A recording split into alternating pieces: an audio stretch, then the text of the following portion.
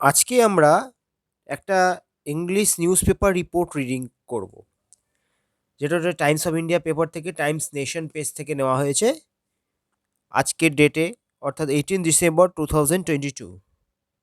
এটার এই আর্টিকেলের টাইটেলটা হচ্ছে, যদি আমরা দেখি, কান target farm subsidy for elimination India at COP15। অর্থাৎ ভারতের বক্তব্যটা হচ্ছে COP15কে ভারত কি বক্তব্য রেখেছে, যে কান target farm subsidy for elimination, অর্থাৎ ফার্মারদের যে সাবসিডি দেওয়া হয় সেটাকে এলিমিনেট করা যাবে না, সেটাকে সরানো যাবে না।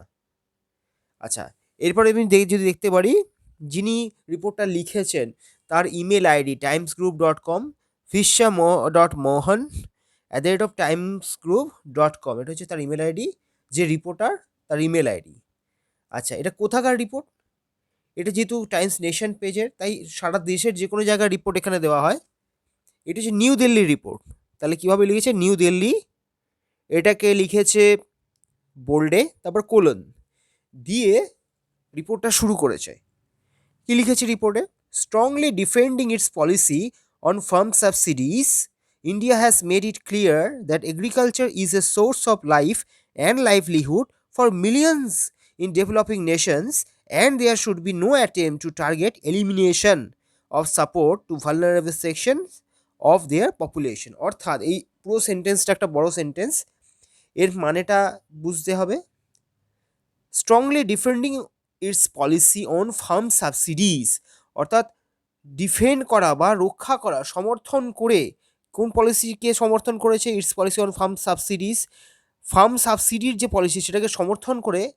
কে বললো? India. India has made it clear, India এটা স্পষ্টভাবে জানিয়ে দিয়েছে, India has made it clear that agriculture is a source of life and livelihood, যে কৃষি হচ্ছে উৎস, কিসের?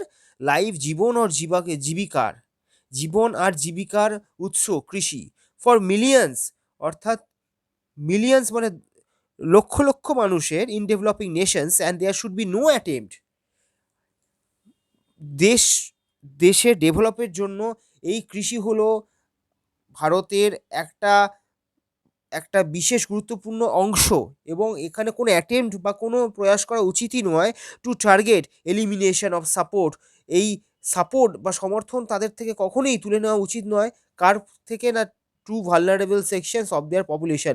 এই যে vulnerable sections of the population রয়েছে ফার্মের, অর্থাৎ যে ফার্মারদের যে পপুলেশন, এই যে ভালনারেবল অর্থাৎ দুর্বল যে সেকশন, যে পপুলেশন যারা অর্থনৈতিকভাবে দুর্বল, অথচ দেশের একটা বিশেষ অংশ তারা গঠন করে আছে, এই যে ফার্মিংটা, এদের থেকে কখনোই এলিমিনেট করা উচিত নয় যে সাবসিডি সরকার দেয়। The statement by environment minister Bhupender Yadav at the United Nations Conference on Biodiversity in Montreal articulated India's decision to retain its policy autonomy despite pressure from developed countries to get emerging and developing nations to alter their subsidy regime। অর্থাৎ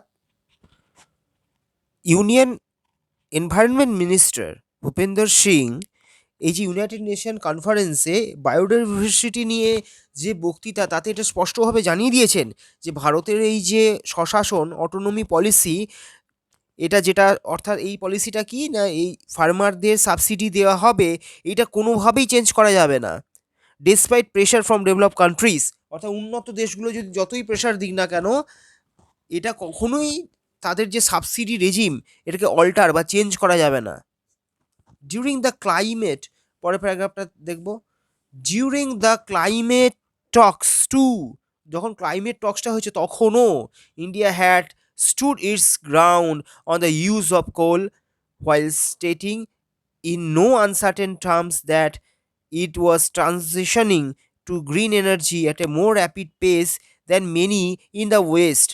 অর্থাৎ during the climate Tux two, অর্থাৎ যখন পরিবেশ climate টক্স হচ্ছিল তখনও India had stood it's ground, ইন্ডিয়ার যে বর্তমান গ্রাউন্ডটা আছে বা স্ট্যান্ড পয়েন্টটা হয়েছে কী নিয়ে? কোল নিয়ে, কয়লা নিয়ে। হোয়াইল স্টেটিং ইন, যখন বলছিল in no uncertain terms that it was transitioning to green energy, এই কোলের যে ব্যবহার ইন্ডিয়া করছে, ইন্ডিয়া কিন্তু এটাও নিশ্চিত করেছে যে এটাও হঠাৎ করে চেঞ্জ করে গ্রিন এনার্জিতে করবে না, যেরকম ওয়েস্টার্ন কান্ট্রিজগুলো র্যাপিডলি করছে সেরকমভাবে করবে না। India not only got phased down in place of phase out of coal in the next both at Glasgow and Sharm el Sheikh talks, but also ensure that the continuation of fossil fuel subsidies must be there in the next in the form of providing targeted support to the poorest and most vulnerable. অর্থাৎ India কিন্তু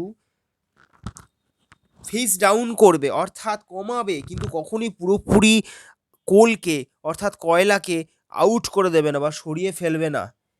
এটা India স্পষ্টভাবে জানিয়েছে both at Glasgow and শামিল শেখ টক্স, অর্থাৎ COP26 আর COP27 এই দুটোর বক্তব্য ইন্ডিয়া জানিয়েছে, but also ensure that the continuation of fossil fuel subsidies must be there in the text in the form of providing targeted support to the poorest and most vulnerable.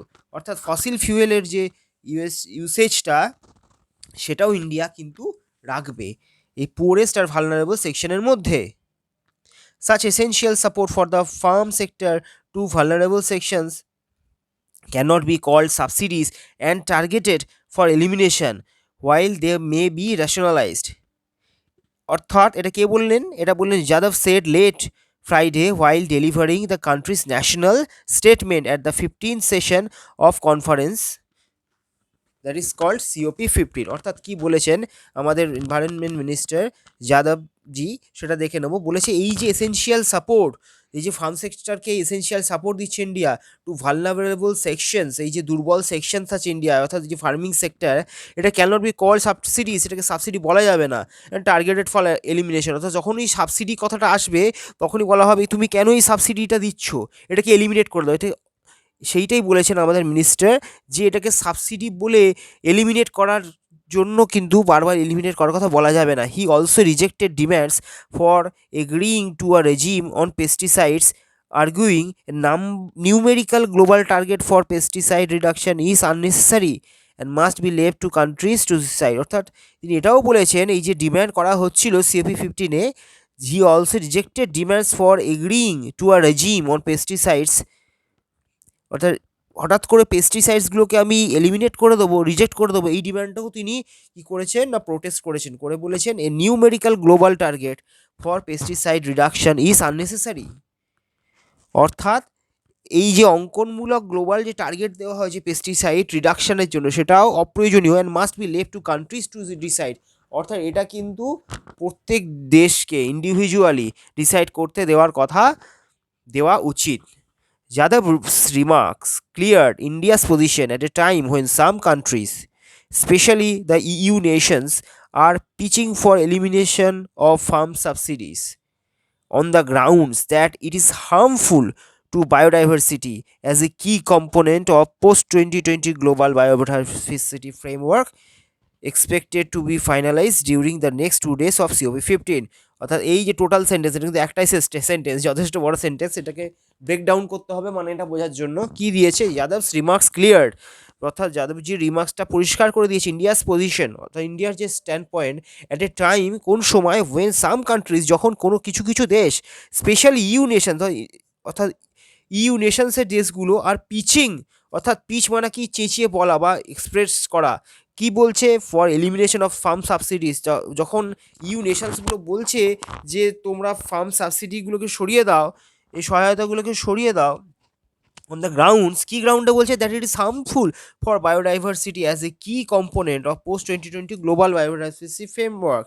অর্থাৎ এই যে harmful এই বায়োডাইভার্সিটির জন্য, তখন এই যে ইন্ডিয়ার যে পজিশনটা উল্টো দিকে যাচ্ছে, এটা ফাইনালাইজ হবে COP15-এর আগামী দুদিনের বৈঠকে বা মিটিংয়ে। Subscribe my channel to get more videos like this and like my channel too.